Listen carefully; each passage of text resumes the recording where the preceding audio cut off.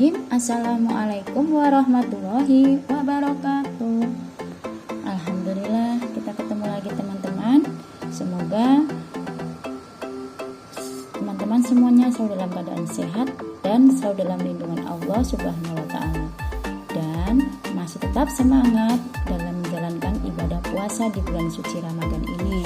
Semoga amal ibadah puasa kita diterima Allah Subhanahu wa Ta'ala dan mendapatkan keberkahan. Amin. Baik, sebelum kita pembelajaran, mari kita berdoa bersama-sama ya. Bismillahirrahmanirrahim. Baik, pekan ini kita pembelajaran IPS.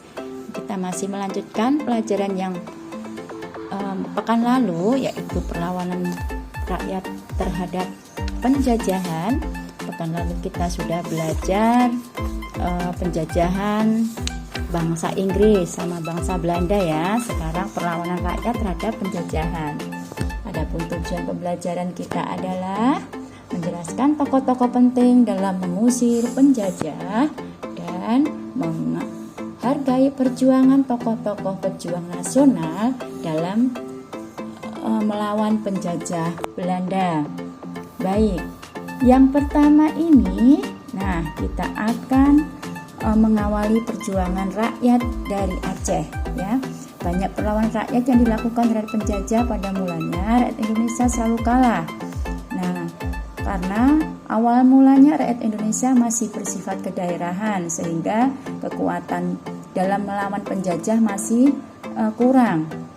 Akhirnya dengan mereka adanya persatuan dan kesatuan, rakyat Indonesia bisa mengusir penjajah-penjajah dari Indonesia. Pertama adalah perjuangan rakyat Aceh ya. Perlawanan rakyat Aceh ini dipimpin oleh Teuku Cek Ditiro, Panglima Polim, Teuku Umar, dan Cut Nyak-Dien. Beliau ini asal dari Aceh ya. Ini gambar dari Teuku Cek Ditiro, kemudian gambar dari Panglima Polim, kemudian Teuku Umar. Teuku Umar ini suami dari Cut Nyak-Dien ya. Kemudian yang keempat adalah Cut Nyak-Dien. Mereka adalah tokoh-tokoh pejuang dari rakyat Aceh, dari daerah Aceh ya. Waktu itu Belanda mengirim Dr. Snoek Hartronje, itu dia mempelajari rakyat Aceh bagaimana untuk memenangkan Aceh dalam peperangan Belanda. Tapi akhirnya mereka dikalahkan oleh para pejuang-pejuang Aceh. Yang kedua adalah perjuangan rakyat Sumatera Utara. Perjuangan rakyat Sumatera Utara ini dipimpin oleh Raja Tapanuli, yaitu Sisingamangaraja 12. Perang antara Tapanuli dengan Belanda terjadi akibat keinginan Belanda untuk menguasai Tapanuli. Ya, Belanda di bawah pimpinan Kapten Hans Christoffel.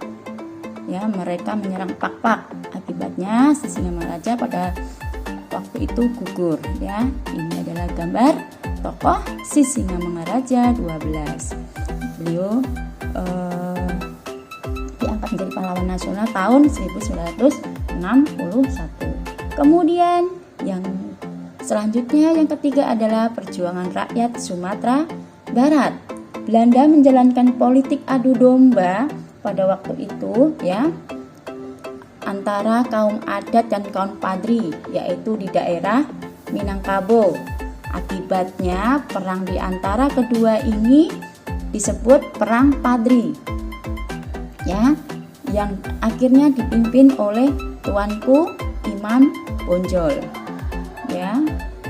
Ini gambar Pangeran Tuanku Imam Bonjol. Kemudian yang keempat adalah perjuangan rakyat Kalimantan Selatan. Ya, perlawanan rakyat Kalimantan Selatan dipimpin oleh Pangeran Antasari. Ya, perlawanan ini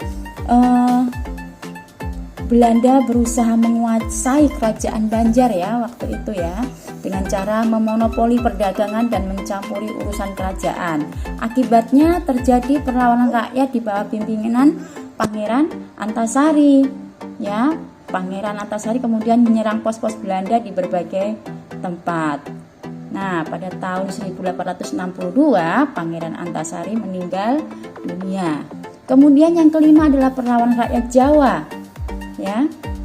Perlawanan rakyat Jawa di daerah Yogyakarta khususnya yang dipimpin oleh Pangeran Diponegoro. Perang terjadi karena Belanda ingin membangun rel kereta api pada waktu itu ya. Kemudian Pangeran Diponegoro mendapatkan bantuan dari rakyat-rakyat di Jogja untuk mengusir penjajahan Belanda itu. Nah, ini gambar dari pahlawan Pangeran Diponegoro. Waktu itu Belanda membuat taktik benteng stelsel ya. Taktik Belanda yang bangun pos atau benteng setiap sudut kota. Kemudian yang keenam adalah perjuangan rakyat Bali. Namanya orang Bali pasti namanya Made atau I Ketut kayak gitu ya. Perlawanan rakyat Bali dipimpin oleh I Gusti Ketut Jelanti yang berperang di sekitar benteng Jagaraga yang disebut perang waktu itu disebut perang Puputan Jagaraga. Ya, itu adalah perjuangan para pahlawan-pahlawan kita dari berbagai daerah. Nah, ini gambarnya dari I Ketut Jelanti. Alhamdulillah, materi kita hari ini adalah mengenal dari para tokoh-tokoh dari berbagai daerah ya. Mudah-mudahan teman-teman memahami gambar tokoh-tokoh yang sudah kita pelajari ya. Jadi jangan terbalik-balik tokoh-tokohnya ataupun gambarnya. Jika ada salah ucapnya mohon maaf. Assalamualaikum warahmatullahi wabarakatuh.